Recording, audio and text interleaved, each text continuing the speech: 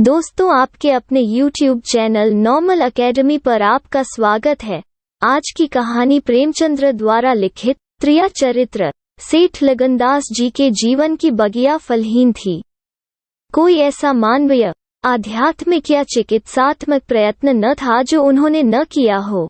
यूं शादी में एक पत्नीव्रत के कायल थे, मगर जरूरत और आग्रह से विवश होकर एक दो नहीं 5 शादियां की। यहाँ तक कि उम्र के 40 साल गुजर गए और अंधेरे घर में उजाला न हुआ। बेचारे बहुत रंजीदा रहते। यह धन संपत्ति, यह ठाठ बाट, यह वैभव और यह ऐश्वर्य क्या होंगे? मेरे बाद इनका क्या होगा? कौन इनको भोगेगा? यह ख्याल बहुत अफसोसनाक था।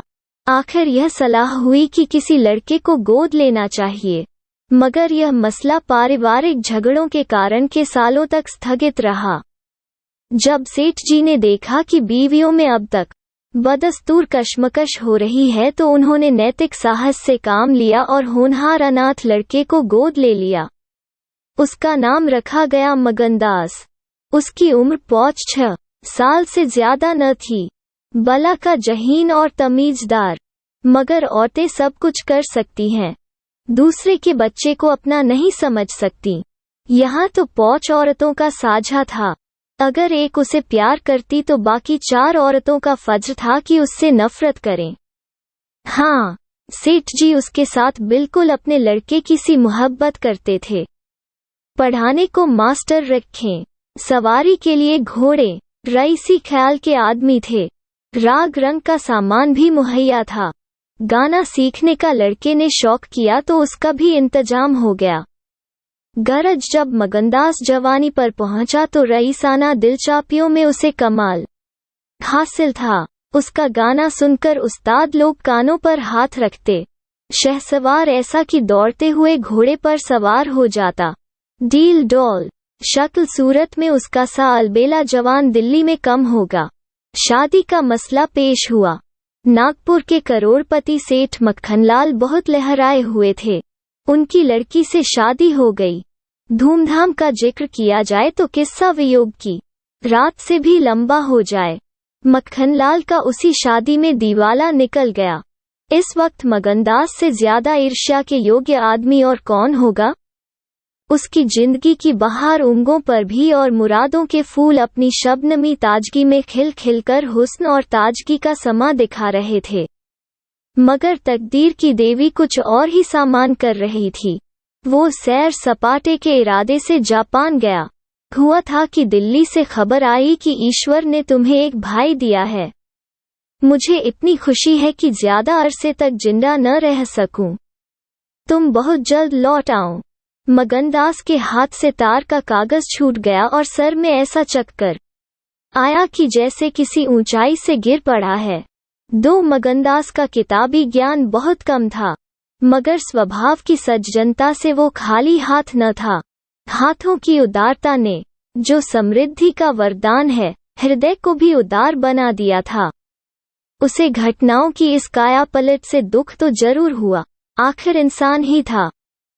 मगर उसने धीरज से काम लिया और एक आशा और भय की मिली जुली हालत में देश को रवाना हुआ। रात का वक्त था। जब अपने दरवाजे पर पहुंचा तो नाच गाने की महफिल सजी देखी। उसके कदम आगे न बढ़े, लौट पड़ा और एक दुकान के चबूतरे पर बैठकर सोचने लगा कि अब क्या करना चाहिए। इतना तो उसे यकीन था कि सेठ जी उसके साथ भी भालमनसी और मोहब्बत से पेश आएंगे, बल्कि शायद अब और भी कृपा करने लगे। सेठानियां भी अब उसके साथ गैरों का सा वर्ताव न करेंगी। मुमकिन है मझली बहू जो इस बच्चे की खुशनसीब मां थी, उससे दूर दूर रहे, मगर बाकी चारों सेठानियों की तरफ से सेवा सत्कार में कोई शक नहीं था। उनकी डाह से वो फायदा उठा सकता था। ताहम उसके स्वाभिमान ने गवारा न किया कि जिस घर में मालिक की हैसियत से रहता था, उसी घर में अब एक आश्रित की हैसियत से जिंदगी बसर करे।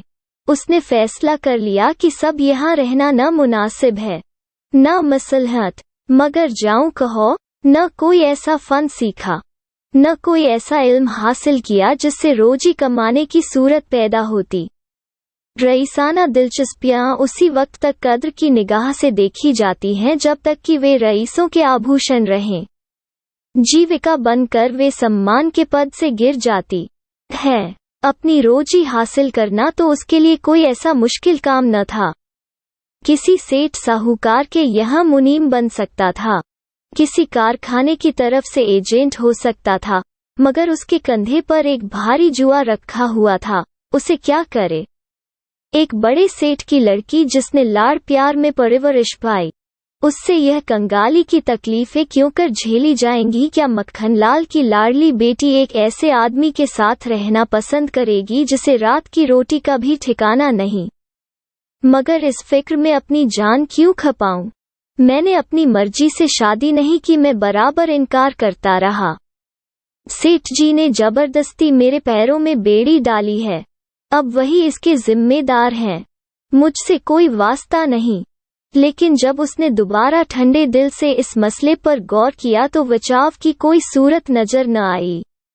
आखिरकार उसने यह फैसला किया कि पहले नागपुर चलूं, जरा उन महारानी के तौर तरीके को देखूं, बाहर ही बाहर उनके स्वभाव की मिजाज की जांच करूं। उस वक्त तय करूंगा कि मुझे क्या करके चाहिए। अगर रईसी की बू उनके दिमाग से निकल गई है और मेरे साथ रूखी रोटियां खाना उन्हें मंजूर है, तो इससे अच्छा फिर और क्या। लेकिन अगर वो अमीरी ठाट बाट के हाथों बिकी हुई हैं तो मेरे लिए रास्ता साफ है। फिर मैं हूं और दुनिया का गम। ऐसी जगह जाऊं जहां किसी परिचित की सूरत सपने में भी न दिखाई दे। गरीबी की जिल्लत नहीं रहती। अगर अजनबियों में जिंदगी बसरा की जाए, यह जानने पहचानने वालों की कंखियां और कनबत्तियां हैं जो गरीबी को यंत्रणा बना देती हैं। इस तरह दिल में जिंदगी का नक्शा बनाकर मगनदास अपनी मर्दाना हिम्मत के भरोसे पर नागपुर की तरफ चला, उस मल्लाह की तरह जो किश्ती और पाल के बगैर नदी की उमड़ती हुई लहरों में अपने को डाल दे। 3 शाम के वक्त सेठ मक्खनलाल के सुंदर बगीचे में सूरज की पीली किरणें मुरझाए हुए फूलों से गले मिलकर विदा हो रही थीं। बाग के बीच में एक पक्का कुआं था और एक मौलसिरी का पेड़। कुएं के मुंह पर अंधेरे की नीली सी नकाब थी, पेड़ के सिर पर रोशनी की सुनहरी चादर। इसी पेड़ में एक नौजवान थका मांदा कुएं पर आया और लोटे से पानी भरकर पीने के बाद जगत पर बैठ गया। मालिन ने पूछा, कहाँ जाओगे? मगनदास ने जवाब दिया कि जाना तो था बहुत दूर, मगर यहीं रात हो गई। यहाँ कहीं ठहरने का ठिकाना मिल जाएगा? मालिक, चले जाओ सेठ जी की धर्मशाला में, बड़े आराम की जगह है। मगनदास, धर्मशाले में तो मुझे ठहरने का कभी संयोग नहीं हुआ। कोई हर्ज न हो तो यहीं पड़ा रहूं। यहाँ कोई रात को रहता है? मालिक, भाई, मैं यहाँ ठहरने को न कहूंगी। यह बाई जी की बैठक है, झरोखे में बैठकर सैर किया करती हैं। कहीं देखभाल ले तो मेरे सिर में एक बाल भी न रहे। मगनदास, बाई जी कौन? मालिक, यही सेठ जी की बेटी इंदिरा बाई। मगनदास, यह गजरे उन्हीं के लिए बना रही हो क्या? मालिन, हाँ, और सेठ जी के यहाँ है ही कौन? फूलों के गहने बहुत पसंद करती हैं। मानदास, शौकीन औरत मालूम होती हैं। मालिक, भाई, यही तो बड़े आदमियों की बातें हैं। वो शौक न करें तो हमारा तुम्हारा निबाह कैसे हो? और धन है किस लिए? अकेली जान पर 10 लौंडियां हैं। सुना करती थी कि भगवान आदमी का हल भूत जोतता है, वो औंखों देखा। आप ही आप। पंखा चलने लगे। आप ही आप, सारे घर में दिन का सा उजाला हो जाए। तुम झूठ समझते होगे, मगर मैं औंखों देखी बात कहती हूँ। उस गर्व की चेतना के साथ जो किसी नादान आदमी के सामने अपनी जानकारी के बयान करने में होता है, बूढ़ी मालिन अपनी सर्वज्ञता का प्रदर्शन करने लगी। मगनदास ने उकसाया होगा, भाई, बड़े आदमी की बातें निराली होती हैं। लक्ष्मी के बस में सब कुछ है, मगर अकेली जान पर 10 लौंडियां? समझ में नहीं आता। मालिन ने बुढ़ापे के चिड़चिड़ेपन से जवाब दिया, तुम्हारी समझ मोटी हो तो कोई क्या करे? कोई पान लगाती है, कोई पंखा झलती है, कोई कपड़े पहनाती है। 2000 रुपए में तो सेजगाड़ी आई थी, चाहो तो मुंह देख लो, उस पर हवा खाने जाती हैं। एक बंगालिन गाना बजाना सिखाती है, मेम पढ़ाने आती है।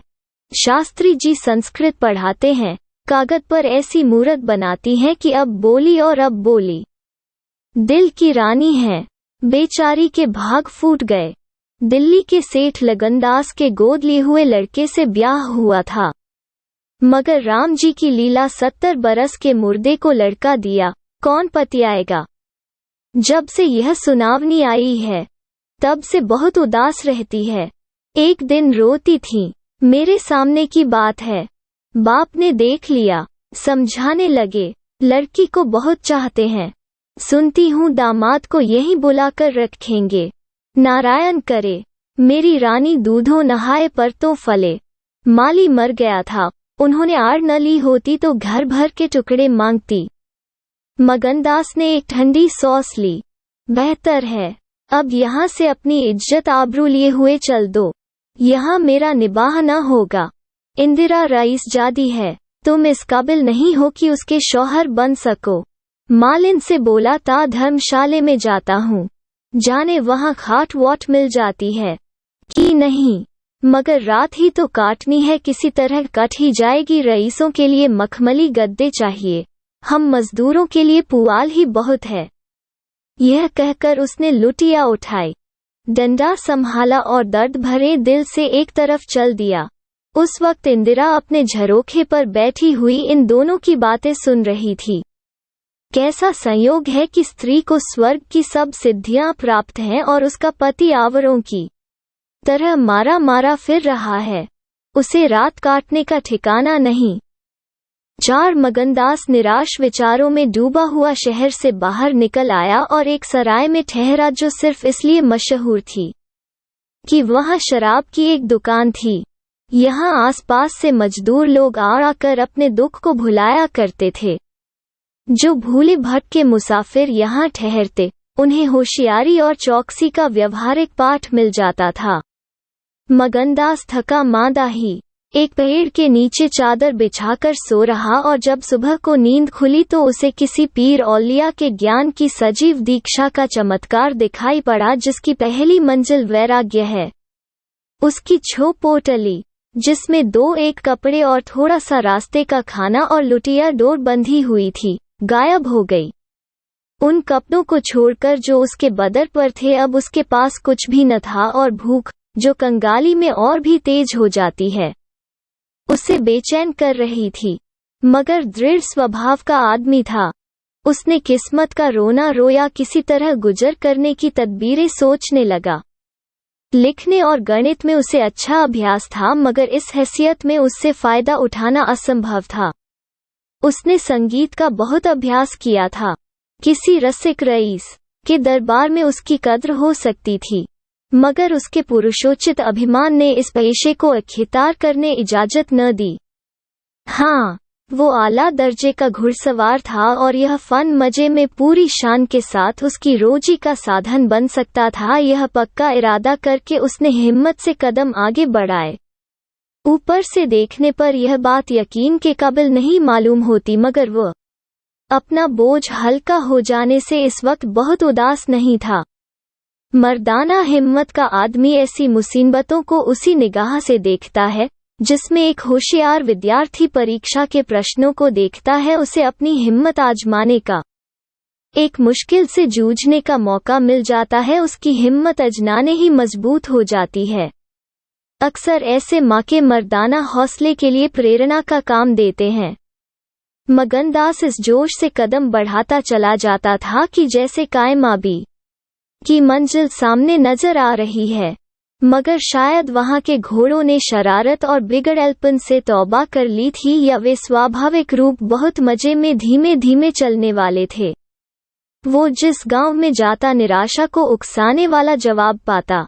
आखिरकार शाम के वक्त जब सूरज अपनी आखिरी मंजिल पर जा पहुंचा था, उसकी कठिन मंजिल तमाम हुई। नागरघाट के ठाकुर अटल सिंह ने उसकी चिंता मोह समाप्त किया। यह एक बड़ा गांव था, पक्के मकान बहुत थे, मगर उनमें प्रेतात्माएं आबाद थीं। कई साल पहले प्लेग ने आबादी के बड़े हिस्से का इस क्षण भंगुर संसार से उठाकर स्वर्ग में पहुंच दिया था। इस वक्त प्लेग के बचे खुचे वे लोग गांव के नौजवान और शौकीन जमींदार साहब और हल्के के कारगुजार और रोबीले थानेदार साहब थे। उनकी मिली जुली कोशिशों से गांव में सतयुग का राज था। धन दौलत को लोग जान का अजाब समझते थे, उसे गुनाह की तरह छुपाते थे। घर घर में रुपए रहते हुए लोग कर्ज ले लेकर खाते और फटेहालों रहते थे। इसी में निबाह था। काजल की कोठरी थी, सफेद कपड़े पहनना उन पर धब्बा लगाना था। हुकूमत और जबरदस्ती का बाजार गर्म था। अहीरों को यहाँ आज़न के लिए भी दूध न था। थाने में दूध की नदी बहती थी। मवेशी खाने के मुहर्रिर दूध की कुल्लियां करते थे। इसी अंधेर नगरी को मगनदास ने अपना घर बनाया। ठाकुर साहब ने असाधारण उदारता से काम लेकर उसे रहने के लिए एक माकन भी दे दिया, जो केवल बहुत व्यापक अर्थों में मकान कहा जा सकता था। इसी झोपड़ी में वो 1 हफ्ते से जिंदगी के दिन काट रहा है। उसका चेहरा जर्द है और कपड़े मैले हो रहे हैं, मगर ऐसा मालूम होता है कि उस अब इन बातों की अनुभूति ही नहीं रही। जिंदा है मगर जिंदगी रुखसत हो गई है। हिम्मत और हौसला मुश्किल को आसान कर सकते हैं, औधी और तूफान से बचा सकते हैं, मगर चेहरे को खिला सकना उनके सामर्थ्य से बाहर है। टूटी हुई नाव पर बैठकरी मल्हार गाना हिम्मत काम नहीं, हिमाकत का काम है। एक रोज जब शाम के वक्त वो अंधेरे में खाट पर पड़ा हुआ था, एक औरत उसके दरवाजे पर आकर भीख मांगने लगी। मगनदास का आवाज परिचित जान पड़ी। बाहर आकर देखा तो वही चंपा मालिन थी, कपड़े तार तार, मुसीबत की रोती हुई तस्वीर। बोला, मालिन, तुम्हारी यह क्या हालत है? मुझे पहचानती हो? मालिन ने चौंककर देखा और पहचान गई। रोककर बोली, बेटा, अब बताओ मेरा कहाँ ठिकाना लगे? तुमने मेरा बना बनाया घर उजाड़ दिया न। उसे दिन तुमसे बात करती ने मुझे पर यह विपत पड़ती। बाई ने तुम्हें बैठे देख लिया, बातें भी सुनी, सुबह होते ही मुझे बुलाया और बरस पड़ी नाक कटवा लूंगी, मुंह में कालिख लगवा दूंगी। चुड़ैल कुटनी, तू मेरी बात किसी गैर आदमी से क्यों चलाए? तू दूसरों से मेरी चर्चा करे? वो क्या तेरा दामाद था जो तू उससे मेरा दुखड़ा रोती थी? जो कुछ मुंह में आया बकती रही, मुझसे भी न सहा गया। रानी रूठेंगी, अपना सुहाग लेंगी। बोली, बाई जी, मुझसे कसूर हुआ, लीजिए अब जाती हूँ। छींकते नाक कटती है तो मेरा निबाह यहाँ न होगा। ईश्वर ने मुंह दिया है तो आहार भी देगा। 4 घर से मांगूंगी तो मेरे पेट को हो जाएगा। उस छोकरी ने मुझे खड़े खड़े निकलवा दिया। बताओ, मैंने तुमसे उसकी कौन सी शिकायत की थी? उसकी क्या चर्चा की थी? मैं तो उसका बखान कर रही थी, मगर बड़े आदमियों का गुस्सा भी बड़ा होता है। अब बताओ मैं किसकी होकर रहूं? 8 दिन इसी दिन तरह टुकड़े मांगते हो गए हैं। एक भतीजी उन्हीं के यहाँ लौंडियों में नौकर थी, उसी दिन उसे भी निकाल दिया। तुम्हारी बदौलत जो कभी न किया था वो करना पड़ा। तुम्हें कहो का दोष लगाऊं, किस्मत में जो कुछ लिखा था देखना पड़ा। मगनदास सन्नाटे में जो कुछ लिखा था। आह, मिजाज का यह हाल है, यह घमंड, यह शान। मालिन का इत्मीनान दिलाया। उसके पास अगर दौलत होती तो उसे माला माल कर देता। सेठ मक्खनलाल की बेटी को भी मालूम हो जाता कि रोजी की कुंजी उसी के हाथ में नहीं है। बोला, तुम फिक्र न करो, मेरे घर में आराम से रहो, अकेले मेरा जी भी नहीं लगता। सच कहो तो मुझे तुम्हारी तरह एक औरत की तलाशा थी। अच्छा हुआ तुम आ गईं। मालिन ने आंचल फैलाकर असीम दिया। बेटा, तुम जुग जुग जियो, बड़ी उम्र हो। यहाँ कोई घर मिले तो मुझे दिलवा दो। मैं यही रहूंगी तो मेरी भतीजी कहाँ जाएगी? वो बेचारी शहर में किसके आसरे रहेगी? मगनलाल के खून में जोश आया, उसके स्वाभिमान को चोट लगी। उन पर यह आफत मेरी लाई हुई है, उनकी इस आवारागर्दी को जिम्मेदार मैं हूँ। बोला, कोई हर्ज न हो तो उसे भी यहीं ले आओ। मैं दिन को यहाँ बहुत कम रहता हूँ, रात को बाहर चारपाई डालकर पढ़ रहा करूँगा। मेरी वहद से तुम लोगों को कोई तकलीफ न होगी। यहाँ दूसरा मकान मिलना मुश्किल है, यही झोपड़ा बड़ी मुश्किलों से मिला है। ये अंधेर नगरी है, जब तुम्हारी सुबीता कहीं लग जाए तो चली जाना। मगनदास को क्या मालूम था कि हजरत इश्क उसकी जबान पर बैठे हुए उससे यह बात कहला रहे हैं। क्या यह ठीक है कि इश्क पहले माशूक के दिल में पैदा होता है? 5 नागपुर इस गांव से 20 मील की दूरी पर था। जम्मा उसी दिन चली गई और तीसरे दिन रंभा के साथ लौट आई। यह उसकी भतीजी का नाम था। उसका आने से झोंपड़े में जान सी पड़ गई।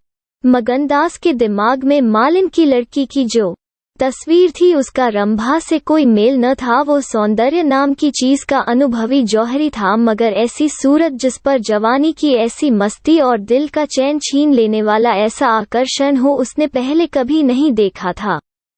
उसकी जवानी का जौहर अपनी सुनहरी और गंभीर शान के साथ चमक रहा था। सुबह का वक्त था। मगनदास दरवाजे पर पड़ा ठंडी ठंडी हवा का मजा उठा रहा था। रंभा सिर पर घड़ा रखे पानी भरने को निकली। मगनदास ने उसे देखा और एक लंबी सांस खींचकर उठ बैठा। चेहरा मोहरा बहुत ही मोहम, ताजे फूल की तरह खिला हुआ चेहरा, आंखों में गंभीर सरलता। मगनदास को उसने भी देखा। चेहरे पर लाज की लाली दौड़ गई। प्रेम ने पहला वार किया। मगनदास सोचने लगा, क्या तकदीर यहाँ कोई और गुल खिलाने वाली है? क्या दिल मुझे यहाँ भी चैन न लेने देगा? रंभा, तू यहाँ नाहक आई। नाहक एक गरीब का खून तेरे सर पर होगा। मैं तो अब तेरे हाथों बिक चुका, मगर क्या तू भी मेरी हो सकती है? लेकिन नहीं, इतनी जल्दबाजी ठीक नहीं। दिल का सौदा सोच समझकर करना चाहिए। तुमको अभी जब्त करना होगा। रंभा सुंदरी है, मगर झूठे मोती की आब और ताब उसे सच्चा नहीं बना सकती। तुम्हें क्या खबर कि उस भोली लड़की के कान प्रेम के शब्द से परिचित नहीं हो चुके हैं? कौन कह सकता है कि उसके सौंदर्य की वाटिका पर किसी फूल चुनने वाले के हाथ नहीं पड़ चुके हैं? अगर कुछ दिनों की दिलबस्तगी के लिए कुछ चाहिए तो तुम आजाद हो, मगर यह नाजुक मामला है। जरा संभल के कदम रखना। पेशेवर जातों में दिखाई पड़ने वाला सौंदर्य अक्सर नैतिक बंधनों से मुक्त होता है। 3 महीने गुजर गए। मगनदास रंभा को ज्यों-ज्यों बारीक से बारीक निगाहों से देखता, त्यों-त्यों उस पर प्रेम का रंग गाढ़ा होता जाता था। वो रोज उसे कुएं से पानी निकालते देखता, वो रोज घर में झाड़ू देती, रोज खाना पकाती। मगनदास को उन ज्वार की रोटियां में मजा आता था। वो अच्छे से अच्छे व्यंजनों में भी न आया था। उसे अपनी कोठरी हमेशा साफ सुथरी मिलती, न जाने कौन उसके बिस्तर बिछा देता। क्या यह रंभा की कृपा थी? उसकी निगाहें शर्मीली थी। उसने उसे कभी अपनी तरफ चचा आंखों से ताकते नहीं देखा। आवाज कैसी मीठी, उसकी हंसी की आवाज कभी उसके कान में नहीं आई। अगर मगनदास उसके प्रेम में मतवाला हो रहा था तो कोई ताज्जुब की बात नहीं थी। उसकी भूखी निगाहें बेचैनी और लालसा में डूबी हुई हमेशा रंभा को ढूंढा करती। वो जब किसी गांव को जाता तो मीलों तक उसकी जिद्दी और बेताब आंखें मुड़ मुड़ कर झोंपड़े के दरवाजे की तरफ आती। उसकी ख्याति आस पास फैल गई थी, मगर उसके स्वभाव की मुसीबत और उदारहृदयता से अक्सर लोग अनुचित लाभ उठाते थे। इंसाफ पसंद लोग तो स्वागत सत्कार से काम निकाल लेते, और जो लोग ज्यादा समझदार थे वे लगातार तकाजों का इंतजार करते। चूंकि मगनदास इस फन को बिल्कुल नहीं जानता था, बावजूद दिन रात की दौड़ धूप के गरीबी से उसका गला न छूटता। जब वो रंभा को चक्की पीसते हुए देखता तो गेहूं के साथ उसका दिल भी पिस जाता था। वो कुएं से पानी निकालती तो उसका कलेजा निकल आता। जब वो पड़ोस की औरत के कपड़े सीती तो कपड़ों के साथ मगनदास का दिल छिद जाता। मगर कुछ बस था न काबू। मगनदास की हृदय भेदी दृष्टि को इसमें तो कोई संदेह नहीं था कि उसके प्रेम का आकर्षण बिल्कुल बेअसर नहीं है, वरना रंभा की उन वफा से भरी हुई खातिरदारियों की तुक कैसा बैठाता। वफा ही वो जादू है, रूप के गर्व का सिर नीचा कर सकता है, मगर प्रेमिका के दिल में बैठने का मादा उसमें बहुत कम था। कोई दूसरा मनचला प्रेमी अब तक अपने वशीकरण में कामयाब हो चुका होता, लेकिन मगनदास ने दिल आशिकी का पाया था और जबान माशूक की। एक रोज शाम के वक्त चंपा किसी काम से बाजार गई हुई थी और मगनदास हमेशा की तरह चारपाई पर पड़ा सपने देख रहा था। रंभा अद्भुत छटा के साथ आकर उसके सामने खड़ी हो गई। उसका भोला चेहरा कमल की तरह खिला हुआ था और आंखों से सहानुभूति का भाव झलक रहा था। मगनदास ने उसकी तरफ पहले आश्चर्य और फिर प्रेम की निगाहों से देखा और दिल पर जोर डालकर बोला, आओ रंभा, तुम्हें देखने को बहुत दिन से आंखें तरस रही थीं। रंभा ने भोलेपन से कहा, मैं यहाँ न आती तो तुम मुझसे कभी न बोलेते। मगनदास का हौसला बढ़ा, बोला, बिना मर्जी पाए तो कुत्ता भी नहीं आता। रंभा मुस्कराई, कली खिल गई, मैं तो आप ही चली आई। मगनदास का कलेजा उछल पड़ा। उसने हिम्मत करके रंभा का हाथ पकड़ लिया और भावावेश से कौपती हुई आवाज में बोला, नहीं रंभा, ऐसा नहीं है। यह मेरी महीनों की तपस्या का फल है। मगनदास ने बेताब होकर उसे गले से लगा लिया। जब वो चलने लगी तो अपने प्रेमी की ओर प्रेम भरी दृष्टि से देखकर बोली, अब यह प्रीत हमको निभानी होगी। पौ फटने के वक्त जब सूर्य देवता के आगमन की तैयारियां हो रही थी, मगनदास की आंखें खुली, रंभा आटा पीस रही थी। उस शांतिपूर्ण सन्नाटे में चक्की की घुमर घुमर बहुत सुहानी मालूम होती थी और उससे सूर मिलाकर आपने प्यारे ढंग से गाती थी। झुलनिया मोरी पानी में गिरी, मैं जानू पिया मोको मनह उल्टी मनावन मोको पड़ी। झुलनिया मोरी पानी में गिरी, साल भर गुजर गया। मगनदास की मोहब्बत और रंभा के सलीके न मिलकर उस वीरान झोपड़े को कुंज बाग बना दिया।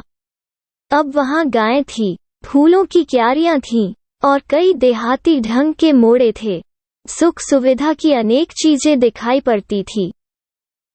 एक रोज सुबह के वक्त मगनदास कहीं जाने के लिए तैयार हो रहा था कि एक संभ्रांत व्यक्ति अंग्रेजी पोशाक पहने उसे ढूंढता हुआ आ पहुंचा और उसे देखते ही दौड़कर गले से लिपट गया। मगनदास और वो दोनों एक साथ पड़ा करते थे।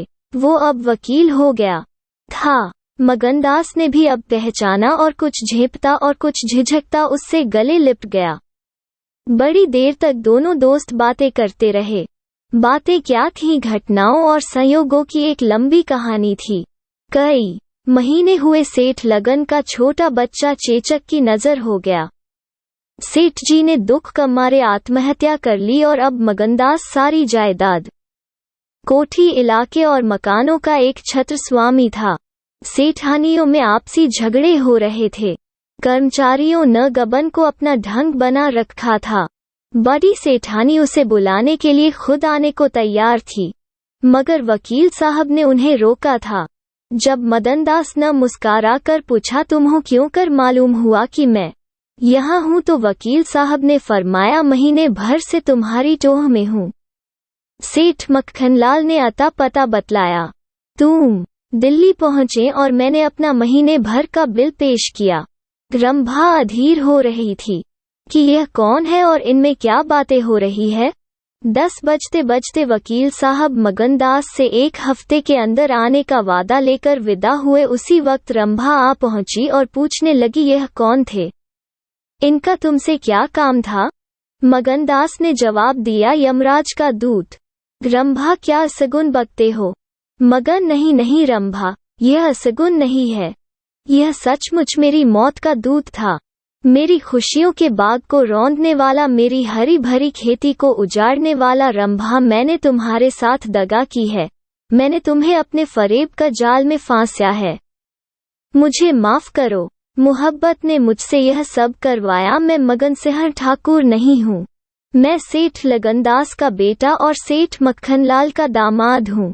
मगनदास को डर था कि रंभा यह सुनते ही चौंक पड़ेगी और शायद उसे जालिम, दगाबाज कहने लगे, मगर उसका ख्याल गलत निकला। रंभा ने आंखों में आंसू भरकर सिर्फ इतना कहा, तो क्या तुम मुझे छोड़कर चले जाओगे। मगनदास ने उसे गले लगाकर कहा, हाँ। रंभा, क्यों। मगन, इसलिए कि इंदिरा बहुत होशियार, सुंदर और धनी है। रंभा, मैं तुम्हें न छोड़ूंगी।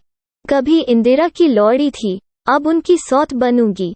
तुम जितनी मेरी मोहब्बत करोगे उतनी इंदिरा की तो न करोगे, क्यों? मगनदास इस भोलेपन पर मतवाला हो गया। मुस्कराकर बोला, अब इंदिरा तुम्हारी लौड़ी बनेगी, मगर सुनता हूँ वो बहुत सुंदर है, कहीं मैं उसकी सूरत पर लुभा न जाऊं। मर्दों का हाल तुम नहीं जानती, मुझे अपने ही से डर लगता है। रंभा ने विश्वास भरी आंखों से देखकर कहा, क्या तुम भी ऐसा करोगे? ओह, जो जी में आए करना, मैं तुम्हें न छोड़ूंगी। इंदिरा रानी बने, मैं लौड़ी हूंगी, क्या इतने पर भी मुझे छोड़ दोगे? मगनदास की आंखें डबा गईं। बोला, प्यारी, मैंने फैसला कर लिया है कि दिल्ली न जाऊंगा। यह तो मैं कहने ही न पाया कि सेठ जी का स्वर्गवास हो गया। बच्चा उनसे पहले ही चल बसा था। अफसोस सेठ जी के आखिरी दर्शन भी न कर सका। अपना बाप भी इतनी मोहब्बत नहीं कर सकता। उन्होंने मुझे अपना वारिस बनाया है। वकील साहब कहते थे कि सेठारियों में अनबन है, नौकर चाकर लूट मार मचा रहे हैं। वहाँ का यह हाल है और मेरा दिल वहाँ जाने पर राजी नहीं होता। दिल तो यहाँ है, वहाँ कौन जाए? रंभा जरा देर तक सोचती रही, फिर बोली, तो मैं तुम्हें छोड़ दूंगी। इतने दिन तुम्हारे साथ रही, जिंदगी का सुख लूटा, अब जब तक जीऊंगी इस सुख का ध्यान करती रहूंगी। मगर तुम मुझे भूल तो न जाओगे? साल में एक बार देख लिया करना, और इसी झोपड़े में।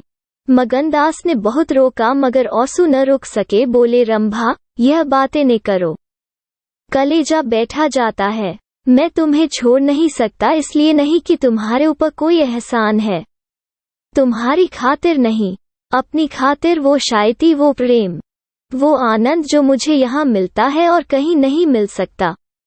खुशी के साथ जिंदगी बसर हो, यही मनुष्य के जीवन का लक्ष्य है।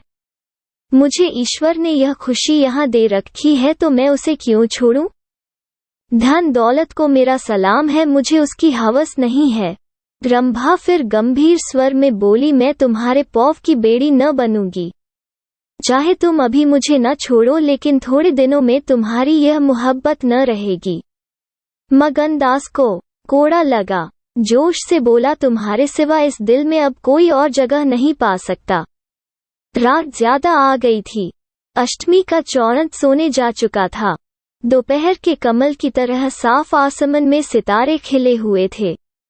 किसी खेत के रखवाले की बांसुरी की आवाज, जिसे दूरी ने तासीर, सन्नाटे न सुरीलापन और अंधेरे ने आत्मिकता का आकर्षण दे दिया था, कानों में आ जा रही थी कि जैसे कोई पवित्र आत्मा नदी के किनारे बैठी हुई पानी की लहरों से या दूसरे किनारे के खामोश और अपनी तरफ खींचने वाले पेड़ों से अपनी जिंदगी की गम की कहानी सुना रही है। मगनदास सो गया मगर रंभा की आंखों में नींद न आई। 6 सुबह हुई तो मगनदास उठा और रंभा पुकारने लगा, मगर रंभा रात ही को अपनी चाची के साथ वहां से कहीं चली गई। मगनदास को उसे मकान के दरो दीवार पर एक हसरत सी छाई हुई मालूम हुई कि जैसे घर की जान निकल गई हो। वो घबराकर उस कोठरी में गया जहां रंभा रोज चक्की पीसती थी, मगर अफसोस आज चक्की एकदम निश्चल थी। फिर वो कुएं की तरह दौड़ा गया, लेकिन ऐसा मालूम हुआ कि कुएं ने उसे निगल जाने के लिए अपना मुंह खोल दिया है। तब वो बच्चों की तरह चीख उठा रोता हुआ, फिर उसी झोपड़ी में आया जहां कल रात तक प्रेम का वास था। मगर उस वक्त वो शोक का घर बना हुआ था। जब जरा आंसू थमे तो उसने घर में चारों तरफ निगाह दौड़ाई। रंभा की साड़ी अग्नि पर पड़ी हुई थी। एक पिटारी में वो कंगन रखा हुआ था जो मगनदास ने उसे दिया था। बर्तन सब रखे हुए थे, साफ और सुधरे। मगनदास सोचने लगा, रंभा, तूने रात को कहा था मैं तुम्हें छोड़ दूंगी। क्या तूने वो बात दिल से कही थी? मैंने तो समझा था तू दिल लगी कर रही है, नहीं तो मुझे कलेजे में छिपा लेता। मैं तो तेरे लिए सब कुछ छोड़े बैठा था, तेरा प्रेम मेरे लिए सब कुछ था। मैं यूं बेचैन हूँ, क्या तू बेचैन नहीं है? हाय, तू रो रही है, मुझे यकीन है कि तू अब भी लौट आएगी। फिर सजीव कल्पनाओं का एक जमघट उसके सामने आया। वो नाजुक अदाएं, वो मतवाली औंखें, वो भोली भाली बातें, वो अपने को भूली हूँ मेहरबानियाँ, वो जीवनदायी मुस्कान, वो आशिकों जैसी दिलजोइयाँ, वो प्रेम का नाश, वो हमेशा खिला रहने वाला चेहरा, वो लचक लचक कर कुएं से पानी लाना, वो इंतजार की सूरत, वो मस्ती से भरी हुई बेचैनी, यह सब तस्वीरें उसकी निगाहों के सामने हमरतनाक बेताबी के साथ फिरने लगी। मगनदास ने एक ठंडी सांस ली और आंसुओं और दर्द की उमड़ती हुई नदी को मर्दाना जबत से रोककर उठ खड़ा हुआ। नागपुर जाने का पक्का फैसला हो गया। तकिए के नीच से संदूक की कुंजी उठाई तो कागज का एक टुकड़ा निकल आया। यह रंभा की विदा की चिट्ठी थी। प्यारे, मैं बहुत रो रही हूँ, मेरे पैर नहीं उठते, मगर मेरा जाना जरूरी है। तुम्हें जागाऊंगी तो तुम जाने न दोगे। कैसे जाऊं, अपने प्यारे पति को कैसे छूऊं? किस्मत मुझसे ये आनंद का घर छुड़वा रही है। मुझे बेवफा न कहना, मैं तुमसे फिर कभी मिलूंगी। मैं जानती हूँ कि तुमने मेरे लिए यह सब कुछ त्याग दिया है, मगर तुम्हारे लिए जिंदगी में बहुत कुछ उम्मीदें हैं। मैं अपनी मोहब्बत की धुन में तुम्हें उन उम्मीदों से क्यों दूर रखूं? अब तुमसे जुदा होती हूँ, मेरी सुध मत भूलना। मैं तुम्हें हमेशा याद रखूंगी। ये आनंद के लिए कभी न भूलेंगे। क्या तुम मुझे भूल सकोगे? तुम्हारी प्यारी रंभा। साथ मगनदास को दिल्ली आए हुए 3 महीने गुजर चुके हैं। इस बीच उसे सबसे बड़ा जो निजी अनुभव हुआ वो यह था कि रोजी की फिक्र और धंधों की बहुतायत से उमड़ती हुई भावनाओं का जोर कम किया जा सकता है। 1.5 साल पहले का बेफिक्र नौजवान अब एक समझदार और सूझबूझ रखने वाला आदमी बन गया था। सागर घाट के उस कुछ दिनों के रहने से उसे रियाया की इन तकलीफों का निजी ज्ञान हो गया था, जो कारिंदों और मुख्तारों की सख्तियों की बदौलत उन्हें उठानी पड़ती है। उसने उसे रियासत के इंतजाम में बहुत मदद दी और गो कर्मचारी दबी जबान से उसकी शिकायत करते थे और अपनी किस्मतों और जमाने का उलट फेर को कोसने थे, मगर रियाया खुशा थी। हाँ, जब वो सब धंधों से फुर्सत पाता तो एक भोली भाली सूरत वाली लड़की उसके ख्याल के पहलू में आ बैठती और थोड़ी देर के लिए सागर घाट का वो हरा भरा झोपड़ा और उसकी मस्तियाँ औंखें के सामने आ जाती। सारी बातें एक सुहाने सपने की तरह याद आकर उसके दिल को महसूसने लगती, लेकिन कभी कभी खुद बखुद उसका ख्याल इंदिरा की तरफ भी जा पहुंचता। गो उसके दिल में रंभा की वही जगह थी, मगर किसी तरह उसमें इंदिरा के लिए भी एक कोना निकल आया था। जिन हालातों और आफतों ने उसे इंदिरा से बेजार कर दिया था वो अब रुखसत हो गई थी। अब उसे इंदिरा से कुछ हमदर्दी हो गई।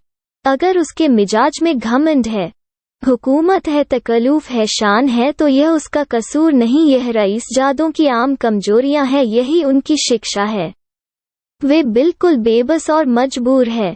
इन बदलते हुए और संतुलित भावों के साथ जहां वो बेचैनी के साथ रंभा की याद को ताज़ा किया करता था, वहां इंदिरा का स्वागत करने और उसे अपने दिल में जगह देने के लिए तैयार था।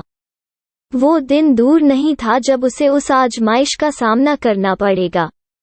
उसके कई आत्मीय अमीराना शान शौकत के साथ इंदिरा को विदा कराने के लिए नागपुर गए हुए थे। मगनदास की बतियत आज तरह तरह के भावों के कारण, जिनमें प्रतीक्षा और मिलन की उत्कंठा विशेष थी, उचाट सी हो रही थी। जब कोई नौकर आता तो वो संभल बैठता कि शायद इंदिरा आ पहुंची। आखिर शाम के वक्त जब दिन और रात गले मिले रहे थे, जनान खाने में जोर शारे के गाने की आवाजों ने बहू के पहुंचने की सूचना दी। सुहाग की सुहानी रात थी। 10 बज गए थे। खुले हुए हवादार सहन में चौदनी छिटकी हुई थी।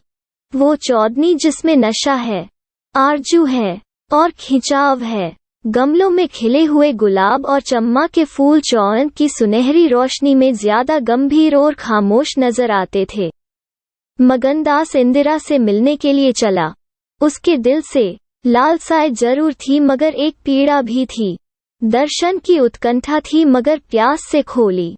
मोहब्बत नहीं, प्राणों को खिंचाव था जो उसे खींचे लिए जाता था। उसके दिल में बैठी हुई रंभा शायद बार बार बाहर निकलने की कोशिश कर रही थी, इसीलिए दिल में धड़कन हो रही थी। वो सोने के कमरे के दरवाजे पर पहुंचा। रेशमी पर्दा पड़ा हुआ था। उसने पर्दा उठा दिया। अंदर एक औरत सफेद साड़ी पहने खड़ी थी। हाथ में चंद खूबसूरत चूड़ियों के सिवा उसके बदन पर एक जेवर भी न था। ज्यों ही पर्दा उठा और मगनदास ने इंद्री हम रखा, वो मुस्कुराती हुई उसकी तरफ बढ़ी। मगनदास ने उसे देखा और चकित होकर बोला, रंभा, और दोनों प्रेमावेश से लिपट गए। दिल में बैठी हुई रंभा बाहर निकल आई थी। साल भर गुजरने के बाद एक दिन इंदिरा ने अपने पति से कहा, क्या रंभा को बिल्कुल भूल गए? कैसे बेवफा हो, कुछ याद है? उसने चलते वक्त तुमसे यह विनती की थी। मगनदास ने कहा, खूब याद है। वो आवाज भी कानों में गूंज रही है। मैं रंभा को भोली भाली लड़की समझता था, यह नहीं जानता था कि यह त्रिया चरित्र का जादू है। मैं अपनी रंभा का अब भी इंदिरा से ज्यादा प्यार करता। क्यों, तुम्हें डाह तो नहीं होती? इंदिरा ने हंसकर जवाब दिया, डाह क्यों हो? तुम्हारी रंभा है तो क्या मेरा गनसेहा नहीं है? मैं अब भी उस पर मरती हूँ। दूसरे दिन दोनों दिल्ली से एक राष्ट्रीय समारोह में शरीक होने का बहाना करके रवाना हो गए और सागर घाट जा पहुँचे। वो झोपड़ा, वो मोहब्बत का मंदिर, वो प्रेम भवन फूल और हरियाली से लहरा रहा था। चंपा मालिन उन्हें वहां मिली। गांव के जमींदार उनसे मिलने के लिए आए। कई दिन तक फिर मगनसिंह को घोड़े निकालना पड़े। रंभा कुएं से पानी लाती, खाना पकाती, फिर चक्की पीसती और गाती। गांव की औरतें फिर उससे अपने कुर्ते और बच्चों की लेसदार टोपियां सिलाती है।